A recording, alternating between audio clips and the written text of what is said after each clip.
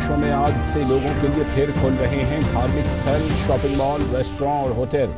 गोवा और भोपाल में फिलहाल नहीं खुलेंगे धार्मिक स्थान।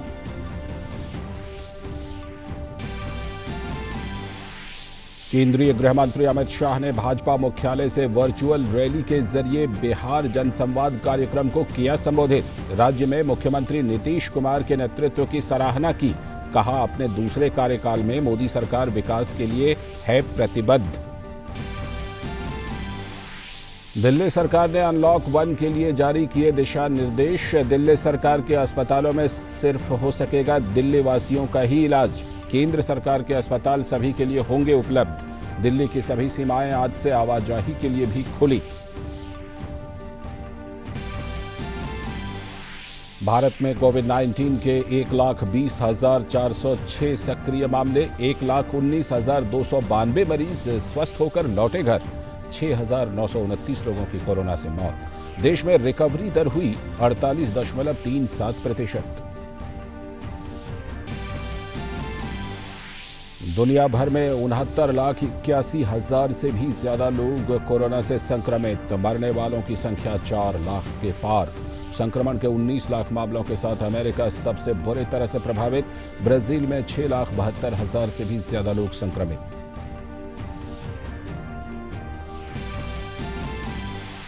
मोदी सरकार की डीबीटी स्कीम कोरोना काल में भी बनी गरीबों के लिए मददगार। साल 2014 के बाद आम लोगों के खातों में सीधे पहुंचे रिकॉर्ड 11 लाख करोड़ रुपए। डीबीटी से लगभग 1.25 लाख करोड़ रुपए की जनवरी 2020 तक हुई बचत। विश्व मौसम विज्ञान संगठन ने अम्फन चक्रवात के सटीक पूर्वानुमान को लेकर की भारतीय मौसम विभाग की सराहना। कहा, समय पर जानकारी मिलने से उचित कदम उठाए गए। और शोपियां के रिबन इलाके में सुरक्षा बलों की बड़ी कार्रवाई। 5 आतंकियों को किया ढेर। आतंकियों के पास से बड़ी मात्रा में हथियार बरामद। नमस्कार, सुप्रभात। हिंदी समाचारों की इस बुलेटिन में आप सभी का स्वागत है। आप देख रहे हैं डीडी न्यूज। मैं हूं लाल चंद्र सिंह। देखते हैं खबरों को विस्तार से। और आज की सबसे पहली और सबसे बड़ी खबर अनलॉक से जुड़ी हुई। केंद्र सरकार द्वारा अनलॉक 1 के तहत दी गई छूट के मुताबिक आज से देश में कई जगहों पर धार्मिक स्थल, शॉपिंग मॉल, होटल और रेस्तरां खुल जाएंगे। इसके लिए सोशल डिस्टेंसिंग और संक्रमण से बचने हेतु साफ सफाई के तय मानकों के मुताबिक राज्यों में तैयारियां की गई हैं। राज्यों को हिदायत दी गई है कि सभी धार्मिक स्थलों को खोलने से पहले वहां सामाजिक दूरी के लिए जरूरी सभी गाइडलाइंस का पालन कराया जाए। हालांकि कई राज्यों ने अभी कुछ दिन और धार्मिक स्थलों को बंद रखने का ही फैसला किया है। देश इस वक्त अनलॉक 1.0 मोड से गुजर रहा है। 8 जून से देश भर में रेस्टोरेंट, होटल, शॉपिंग मॉल्स और धार्मिक स्थल भी खुल जाएंगे। कई राज्यों में पूजा और प्रार्थना स्थलों जैसे मंदिरों, मस्जिदों, गुरुद्वारों और चर्च करीब 2 महीने तक बंद रहने के बाद खुलने जा रहे हैं। लेकिन सरकार ने साफ कर दिया है कि कोविड संक्रमण से बचने के लिए सभी धार्मिक स्थलों को खुलने से पहले वहां सोशल डिस्टेंसिंग का पूरा ध्यान रखा जाए और जरूरी दिशा निर्देशों का पालन किया जाए। कोविड संक्रमण से बचने के लिए धार्मिक स्थलों पर जरूरी गाइडलाइंस में पूजा या आराधना स्थल में घुसने से पहले चप्पल या जूते बाहर उतारना अनिवार्य होगा। साथ ही किसी भी तरह का प्रसाद या पवित्र जल ना बांटने की भी हिदायत दी गई है। लंगर या सामुदायिक किचन के संचालन में सामाजिक दूरी के सभी नियमों का पालन करना होगा। कैंपस के अंदर सैनिटाइजेशन पर खास ध्यान देना होगा। पूजा स्थल पर आने वाले श्रद्धालुओं और प्रबंधन दोनों को ही इन गाइडलाइंस का पालन करना होगा। कई जिलाधिकारियों ने अपने जनपद में जहां भी धार्मिक स्थल हैं वहां के प्रबंधन से संपर्क स्थापित कर लिया है और सबका प्रयास है कि गाइडलाइंस के अनुरूप कार्य हो और उसी के अनुरूप जो है अनुमति दी जाए। हर प्रवेश द्वार पर जो है सैनिटाइजिंग की व्यवस्था होनी चाहिए, तो हमने यहाँ सैनिटाइजिंग टनल लगाई है। उसके अलावा हाथ धोने के लिए जो सैनिटाइजिंग डिस्पेंसर भी लगा रहे हैं और मंदिर के अंदर प्रवेश करने के लिए एक उचित दूरी बनाने के लिए हमने मार्किंग भी की है। मंदिर के अंदर फूल प्रसाद नहीं चढ़ेगा। अनलॉक 1 में धार्मिक स्थलों को खुलने की मंजूरी मिल गई है। हालांकि कुछ राज्यों ने अभी कुछ दिन और पूजा स्थलों जैसे मंदिर, चर्च और मस्जिदों को बंद रखने का फैसला किया है। इनमें गोवा भी शामिल है। गोवा में धार्मिक स्थल अभी कुछ और दिन बंद रहेंगे। वहीं राजस्थान सरकार ने धार्मिक स्थलों को खोलने का फैसला जिला कलेक्टरों की एक समिति पर छोड़ दिया है। केरल में कुछ जरूरी एहतियातों के साथ धार्मिक स्थल खुलेंगे। नीलाक्कल, पंपा और सन्निधान मंदिर प्रांगणों में थर्मल स्कैनर लगाए जाएंगे। We are strictly implementing the guidelines issued by them. We are going to introduce a virtual queue system. The total duration in the morning is 8:15 to 11:15, and in the evening from 4 to 5. Kerala में जहां एक और धार्मिक स्थल 9 जून से खुल रहे हैं, वहीं मस्जिदों को फिलहाल बंद रखने का ही फैसला लिया गया है। पालियम जुमा मस्जिद समेत कई मस्जिदों को फिलहाल बंद रखा जाएगा। वहीं मध्य प्रदेश में भोपाल प्रशासन की ओर से जानकारी दी गई है कि धार्मिक स्थल फिलहाल बंद रहेंगे। उन्हें खोलने के बारे में कोई भी फैसला अगले हफ्ते स्थिति की समीक्षा के बाद ही किया जाएगा। अनलॉक 1 के तहत धार्मिक स्थलों का खुलना आम आदमी के लिए राहत की बात है, पर जरूरी ये है कि सभी लोग सोशल डिस्टेंसिंग के सभी दिशा निर्देशों का ठीक ढंग से पालन करें, ताकि किसी की भी सेहत पर कोई आंच न आए। DD news. तो आज से अनलॉक 1 के तहत कई सुविधाएं खुल जाएंगी, लेकिन साथ ही निषिद्ध क्षेत्रों में प्रतिबंध 30 जून तक बरकरार रहेगा। ये जो कंटेनमेंट जोन यानी निषिद्ध क्षेत्र हैं, वहां पर ये प्रतिबंध रहेंगे 30 जून तक। जिला प्रशासन निर्धारित करेंगे कि कहां पर कंटेनमेंट जोन है, और कंटेनमेंट जोन में सिर्फ जरूरी सेवाएं ही होंगी। शादियों में 50 से अधिक लोगों के जाने की अनुमति नहीं होगी। घर के बाहर चेहरे पर मास्क पहनना जरूरी होगा। इसके साथ ही एक दूसरे से 2 गज की दूरी बनाए रखने के भी निर्देश दिए गए हैं। राज्य के भीतर और अंतर्राज्यीय आवाजाही पर प्रतिबंध नहीं रहेगा। माल ढुलाई वाहनों के लिए भी छूट दी गई है। परिस्थितियों के आधार पर राज्य कर सकते हैं दिशा निर्देश। यात्री ट्रेन और श्रमिक स्पेशल ट्रेनें जारी रहेंगी और प्रवासी मजदूरों को घर तक पहुंचाया जाएगा। घरेलू हवाई यात्रा और विदेश में फंसे भारतीयों की वापसी जारी रहेगी। वंदे भारत मिशन और समुद्र सेतु अभियान के तहत 65 वर्ष से ज्यादा आयु वालों को घरों पर ही रहने के लिए कहा गया है। इसके साथ ही गंभीर बीमारी वालों को घर पर ही रहने के निर्देश दिए गए हैं। गर्भवती महिलाओं को भी घर पर ही रहने के निर्देश हैं। 10 साल से कम उम्र के जो बच्चे हैं, उनको भी घर पर ही रखने का निर्देश दिया गया है, और जहां तक संभव हो सके घर से ही काम यानी वर्क फ्रॉम होम करें। कर्फ्यू रात 9 बजे से सुबह 5 बजे तक के लिए रहेगा। तो ये दिशा निर्देश हैं। और क्या बंद रहेंगे ये देखिए। सामाजिक सांस्कृतिक आयोजन बंद रहेंगे। राजनीतिक रैलियां भी इस दौरान बंद रहेंगी फिलहाल। खेल, मनोरंजन और धार्मिक आयोजन भी फिलहाल बंद ही रहेंगे। अंतर्राष्ट्रीय हवाई यात्रा भी फिलहाल बंद है। अनलॉक 1 के दौरान मेट्रो ट्रेनें भी बंद रहेंगी। इसके साथ ही सिनेमा हॉल भी बंद रहेंगे और शिक्षण संस्थान भी बंद ही रहेंगे। और हमारे साथ आज जो कुछ अनलॉक 1 के तहत छूट दी गई है, जैसे धार्मिक स्थलों को खोलने की भी छूट दी गई है, इन सब पर बात करने के लिए दिल्ली से मेघना हमारी संवाददाता जुड़ चुके हैं। मेघना, जो आज कुछ नए छूट दिए गए हैं प्रतिबंधों में, इन नई छूटों को के साथ साथ सरकार की तरफ से दिशा निर्देश भी दिए गए हैं। इन सब चीज़ के आलोक में जो दिशा निर्देश दिए गए, इनको लेकर के क्या कुछ तैयारियां देखी जा रही हैं, और इस वक्त आप क्या कहीं किसी मॉल सेंटर के आसपास हैं, और क्या कुछ आप वहां पर तैयारियां देख पा रहे हैं? जी लालचंद्र, मैं अभी यहाँ दिल्ली में एक शॉपिंग मॉल के बाहर मौजूद हूँ, और चूँकि हम जानते हैं कि आज से जो शॉपिंग मॉल्स हैं वो खुलने हैं। दिल्ली में तकरीबन 80 से 100 छोटे बड़े शॉपिंग मॉल्स हैं, कुछ छोटे हैं कुछ बड़े हैं, ऐसे शॉपिंग मॉल्स हैं। लेकिन सरकार के द्वारा जो दिशा निर्देश दिया गया था कि 8 तारीख से ये सारे शॉपिंग मॉल्स खुलेंगे, उसमें भी बहुत बीच में समय दिया गया था, जिस समय के दरमियान काफ़ी ट्रेनिंग दी गई, या जो स्टाफ है उसको ट्रेनिंग दी गई है कि लोग जो आएंगे मॉल के अंदर उनकी थर्मल स्कैनिंग की जाए, बिना मास्क के लोगों को अंदर नहीं आने दिया जाए। उसके साथ ही आरोग्य सेतु ऐप को भी एडवाइजेबल बताया जा रहा है शॉपिंग मॉल्स के बाहर। और जो गेमिंग आर्केड होता है, सिनेमा हॉल्स होता है मॉल के अंदर, वो प्रतिबंधित है। उसके साथ ही कई शॉपिंग मॉल्स के मैनेजमेंट ने इस बात को भी सुनिश्चित किया है कि पार्किंग एरिया में भी ओवरक्राउडिंग ना हो, जो स्टैगर्ड एंट्री हो, कम कम लोगों को अंदर जाने दिया जाए और एक नियंत्रित रूप से कंट्रोल्ड रेगुलेटेड तरीके से अंदर जाने दिया जाए। जो कॉमन एरियाज़ हैं उनकी कंटिन्यूअस साफ़ सफाई हो, हर 1 घंटे में 2 घंटे में उनकी साफ़ सफाई करवानी है। उसके साथ ही सबसे ज़्यादा इस बात पर जोर दिया जा रहा है कि डिजिटल पेमेंट्स को बढ़ावा दिया जाए और जो रेस्टोरेंट्स हैं या जो फूड कोर्ट जैसी जगहें हैं वहाँ पर भी मिनिमम लोगों को घुसने दिया जाए। कई जगहों पर लालचंद्र ये भी देखा गया है कि जो एलिवेटर्स हैं, जो एस्केलेटर्स हैं, एस्केलेटर्स पे क्रॉस साइन दिया गया है ताकि 2-2 सीढ़ियाँ 3-3 सीढ़ियाँ छोड़कर लोग एस्केलेटर्स पे खड़े हों। एलिवेटर्स में भी मिनिमम नंबर ऑफ पीपल को जाने दिया जाएगा। एक मिनिमम आंकड़ा हर एलिवेटर का तय किया गया है अलग अलग मॉल्स के अलग अलग कैपेसिटी के हिसाब से और उसमें उतने ही लोग उस एलिवेटर में जा पाएंगे।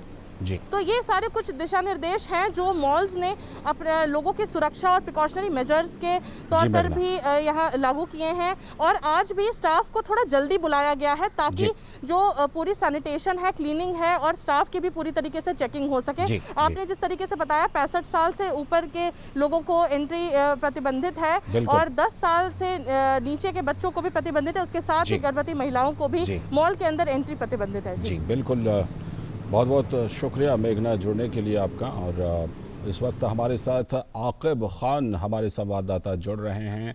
आकिब भी दिल्ली से ही जुड़ रहे हैं और ये ख़ास तौर पर धार्मिक स्थलों को लेकर के क्या तैयारियां हैं, धार्मिक स्थल किस तरह अपने आप को तैयार कर रहे हैं अनलॉक के लिए। आकिब, क्या कुछ तैयारियां चल रही हैं और जो दिशा निर्देश दिए गए हैं क्या उसके मुताबिक पूरा ख्याल रखा जा रहा है और क्या इसके लिए जो धार्मिक स्थल हैं वो पूरी तैयारी कर रहे हैं और क्या उनकी तरफ से श्रद्धालुओं के लिए कुछ दिशा निर्देश, कुछ अपील भी जारी किए गए हैं क्या?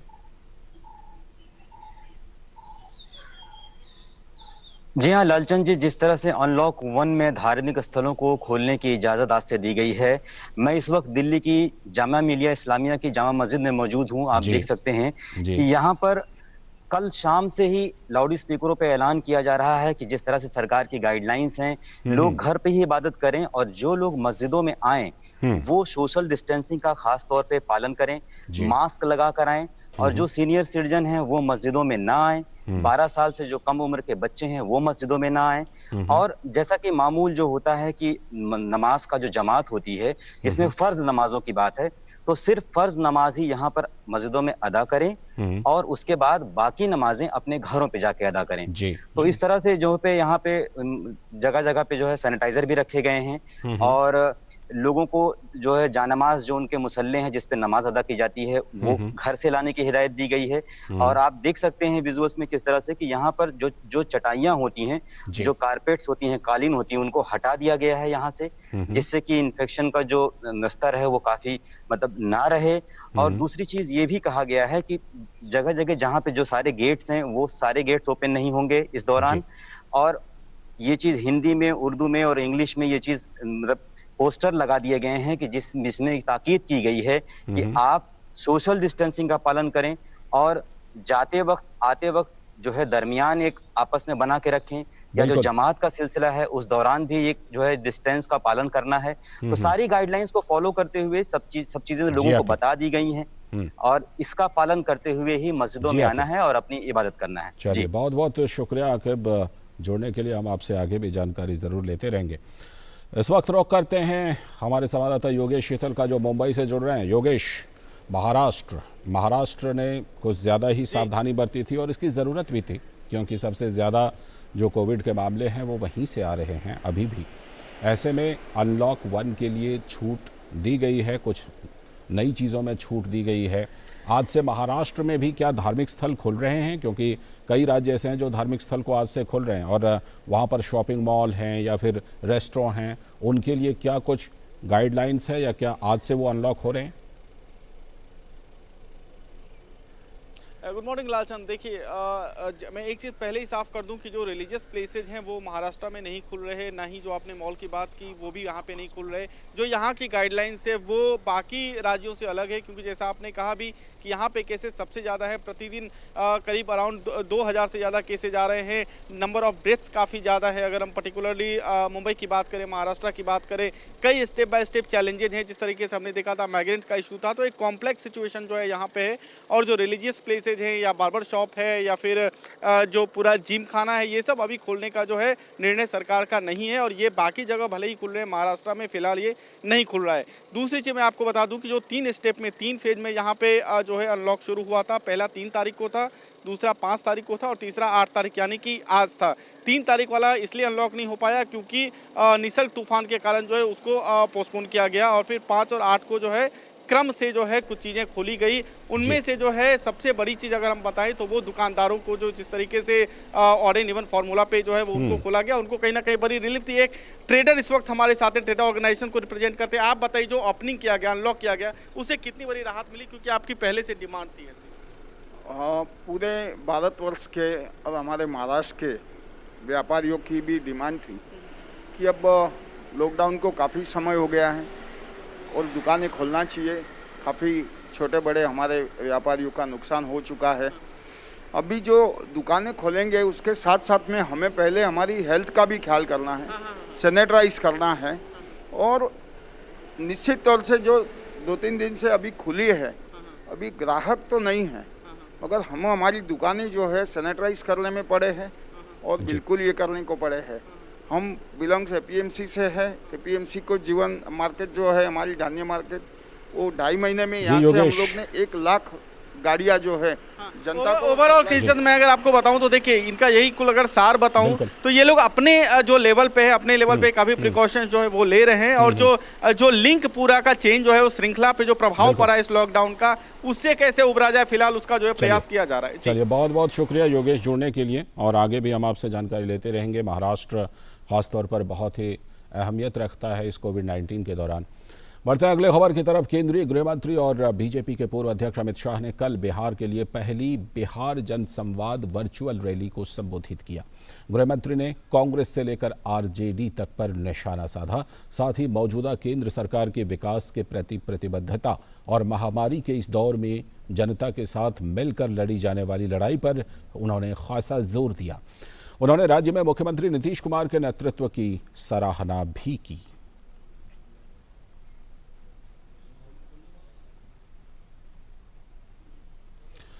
और कोविड संक्रमण के बढ़ते मामलों के बीच दिल्ली की स्वास्थ्य व्यवस्था चरमरा रही है। दिल्ली के मुख्यमंत्री अरविंद केजरीवाल ने ऐलान किया है कि कोविड संक्रमण के खत्म होने तक दूसरे राज्यों के मरीज दिल्ली के अस्पतालों में इलाज नहीं करा सकेंगे। केजरीवाल ने कहा है कि लोगों को केंद्र सरकार द्वारा बताए गए सभी एहतियात बरतने होंगे। दिल्ली सरकार के मुताबिक आज से मॉल, रेस्टोरेंट और धार्मिक स्थल खुल सकेंगे। होटल, बैंक्वेट हॉल अभी बंद रहेंगे, जबकि आने वाले समय में होटल और बैंक्वेट हॉल को अस्पताल में बदलना भी पड़ सकता है। दिल्ली के अस्पताल केवल दिल्ली के लोगों के लिए रिजर्व होंगे। केंद्र सरकार के अस्पताल सबके लिए खुले रहेंगे। खास किस्म के और यहाँ पर हम आपको एक अपडेट दे दें कि जो दिल्ली के बॉर्डर हैं वो आज से ही खुल जाएंगे। दिल्ली ने खास तौर पर कोविड-19 के मामलों को देखते हुए दूसरे राज्यों से आने वाली सीमा को बंद कर रखा था, उसे आज से दिल्ली सरकार खोल रही है। खास किस्म के सर्जरी करने वाले अस्पताल सभी के लिए खुले रहेंगे। जून के अंत तक दिल्ली को 15,000 बेड की ज़रूरत पड़ेगी। सोशल डिस्टेंसिंग और मास्क पहनना अनिवार्य रहेगा। इस बीच दिल्ली की सीमाएं आज से खोल दी जाएंगी। जैसा हमने आपको जानकारी दी, दिल्ली सरकार ने 1 हफ्ते के लिए सीमाएं पहले बंद कर दी थी। मिशन सागर के तहत भारतीय नौसेना के जहाज केसरी ने सेशेल्स की सरकार को आवश्यक चिकित्सा आपूर्ति की दूसरी खेप पहुंचाई है। नौसेना के इस जहाज के जरिए रक्तचाप, कोलेस्ट्रॉल और मधुमेह सहित आम बीमारियों से जुड़ी दवाइयों की आपूर्ति कराई गई है। दवाओं की खेप के अलावा भारत सरकार ने 2 वायु निकासी पॉड्स भी दान दिए हैं, जो भारतीय नौसेना द्वारा स्वदेशी रूप से डिजाइन किए गए हैं। आईएनएस केसरी भारतीय उच्चायुक्त सेशेल्स और अन्य अधिकारियों की उपस्थिति में पोर्ट विक्टोरिया में आयोजित एक समारोह में सेशल्स सरकार को सभी आपूर्ति सौंप दी गई। INS केसरी ने पहले ही कोविड-19 से संबंधित आवश्यक दवाओं की खेप मॉरिशस, मेडागास्कर, कोमोरोस और मालदीव तक पहुंचाई है। और अब बात कोविड के आंकड़ों की। ताज़ा आंकड़ों पर अगर नज़र डालें तो देश में कोरोना के सक्रिय मामले 1,20,406 हो गए हैं, लेकिन राहत की बात है कि 1,19,292 लोग इसको हरा कर ठीक हो चुके हैं। 6,929 लोगों की देश में अब तक मौत हुई है। मोदी सरकार की गेम चेंजर स्कीम DBT ने पारदर्शी शासन व्यवस्था का नया रिकॉर्ड बना लिया है। डायरेक्ट बेनिफिट ट्रांसफर यानी DBT के जरिए साल 2014 से अब तक 11 लाख करोड़ रुपए से भी ज्यादा की राशि सीधे आम लोगों के बैंक खातों में भेजी गई है। बिचौलियों के खात्मे और भ्रष्टाचार की लीकेज बंद होने से केंद्र से चला पूरा पैसा गरीबों और लाभार्थियों तक पहुंच रहा है। फिलहाल 56 मंत्रालयों की 426 योजनाएं DBT के दायरे में है। DBT के सरकारी पोर्टल के मुताबिक कल यानी रविवार तक 11,14,000 करोड़ रुपए से भी ज्यादा की राशि आम लोगों के खातों में पहुंच चुकी है। इतना ही नहीं, इसके चलते जनवरी 2020 तक करीब 1.25 लाख करोड़ रुपए की बचत भी हुई है, जो पहले बिचौलियों या फिर दलालों के पास पहुंच जाता था। कोरोना महामारी के दौरान गरीबों और ज़रूरतमंदों तक सरकार की मदद सीधे पहुंचाने का सबसे बड़ा जरिया भी DBT ही बनी है। अगली बड़ी खबर, विश्व मौसम विज्ञान संगठन ने बीते महीने बंगाल की खाड़ी में उठे अम्फन चक्रवात के समय भारतीय मौसम विभाग द्वारा निभाई गई भूमिका की जमकर तारीफ की है। WMO की महासचिव की ओर से लिखे गए प्रशंसा पत्र में कहा गया है कि भारतीय मौसम विभाग ने अम्फन चक्रवात के बारे में बेहद सटीक पूर्वानुमान लगाया। चक्रवात की उत्पत्ति, पथ, तीव्रता, लैंडफिल पॉइंट, समय, बारिश और हवा की गति जैसे महत्वपूर्ण कारकों के बारे में सही समय पर जानकारी मिलने से तुरंत आवश्यक कदम उठाए गए, जिस कारण तूफान से होने वाले जानमाल के नुकसान को कम किया जा सका। WMO ने चक्रवात के दौरान IMD द्वारा जारी होने वाले बुलेटिन को बहुत उपयोगी बताया है। पत्र में कहा गया है कि ये एडवाइजरी बुलेटिन बांग्लादेश समेत संगठन के सभी सदस्य देशों के साथ साझा किए गए, जिससे चक्रवात के बारे में और अधिक जानकारी मिल सकी। केरल में गर्भवती हथिनी की निर्मम हत्या की झकझोर देने वाली खबर के बीच उत्तराखंड से गजराज और इंसानी संबंधों को लेकर एक अच्छी खबर आई है। राज्य के राजाजी नेशनल पार्क से सटे इंसानी आबादी वाले इलाके में हाथियों को संभावित खतरों से बचाने के लिए सोलर फेंसिंग लगाने का काम चल रहा है और साथ ही इंसानी आबादी से उन्हें दूर रखने के लिए साउंड सिस्टम की भी मदद ली जा रही है। देखिए ये खास रिपोर्ट। उत्तराखंड में राजाजी नेशनल पार्क से सटे आबादी वाले क्षेत्रों में वन्य जीवों को बचाने और मानव वन्य जीव के बीच संघर्ष को रोकने के लिए सोलर फेंसिंग लगाने का काम चल रहा है। वहीं रेलवे ट्रैक पर भी इन दिनों हो रहे हाथियों के मूवमेंट को देखते हुए हरिद्वार से रायवाला के बीच रेलवे सोलर फेंसिंग लगा रहा है। राजाजी नेशनल पार्क के वन्य जंतु प्रतिपालक कोमल सिंह ने बताया कि लॉकडाउन के कारण बीच में ट्रेन का संचालन बंद था, लेकिन अब ट्रेनों का संचालन धीरे धीरे शुरू हो रहा है। इस दौरान रेलवे ट्रैक पर हाथियों की आवाजाही भी देखी गई है। इसके लिए रेलवे ट्रैक के दोनों ओर पार्क कर्मियों द्वारा लगातार निगरानी भी जारी है। वहीं हाथियों के कॉरिडोर को चिन्हित करते हुए रेलवे ट्रैक के आसपास सोलर फेंसिंग लगाने का निर्णय लिया गया है। इससे भीड़ से संबंधित है, जो रेलवे ट्रैक गुजरता है वो संबंधित फॉरेस्ट गार्ड है, फॉरेस्टर है, इन सबको निर्देश दिए गए हैं। वहीं हरिद्वार रेंज के क्षेत्र अधिकारी अजय सैनी का कहना है कि रानीपुर बीट पर करीब 5 किलोमीटर लंबी सोलर फेंसिंग लगाई गई है। सोलर फेंसिंग करने के बाद काफी सकारात्मक परिणाम आए हैं, जिससे वन्य जीव विशेषकर हाथियों की आबादी क्षेत्र में चहलकदमी कम हुई है। इस बार उत्तराखंड वन विभाग द्वारा हाथियों की गणना की जा रही है। 6, 7, 8 जून 2020 में ये गणना की जाएगी, 3 दिन की जाएगी। पूरे प्रदेश में गणना की जा रही है हाथियों की। इसमें मुख्य रूप से जो इसकी तरीका है, ये बेसिकली है टोटल काउंट और डायरेक्ट साइटिंग के आधार पर गणना की जाएगी। गौरतलब है कि हरिद्वार देहरादून के बीच कांसरो रेंज में हनी बी साउंड सिस्टम लगाया गया है। ट्रेनों की आवाजाही पर साउंड सिस्टम शुरू करने से ट्रैक पर हाथियों की आवाजाही रोकने में मदद मिलती है। वहीं प्रदेश में एक बार फिर से हाथियों की गणना का कार्य 6 जून से शुरू किया जा रहा है। पहली बार ड्रोन कैमरे की मदद से 3 दिन हाथियों की गणना की जाएगी। वर्ष 2015 की गणना के अनुसार पूरे प्रदेश में हाथियों की संख्या 1797 थी। वन संरक्षकों के मुताबिक 12 वन प्रभागों में फैले हाथियों के वास स्थलों में हाथियों की गणना की जाएगी। रोहित त्रिपाठी की रिपोर्ट, डीडी न्यूज। और अब नजर डाल लेते हैं दुनिया भर में कोविड-19 के आंकड़ों पर। कोरोना वायरस से दुनिया भर में अब तक 4 लाख से भी ज़्यादा लोगों की मौत हो चुकी है, तो वहीं संक्रमितों का आंकड़ा 69,85,000 से भी ज़्यादा हो गया है। दुनिया में कोरोना से सबसे ज़्यादा प्रभावित देश अमेरिका में मृतकों की संख्या 1,10,000 को पार कर गई है और 19,38,842 लोग इस महामारी से संक्रमित हैं। वहीं रूस में कोरोना वायरस से संक्रमित लोगों की संख्या बढ़ती ही जा रही है, जहां कोरोना से अब तक 4,67,000 से भी ज़्यादा लोग इस महामारी से संक्रमित हैं।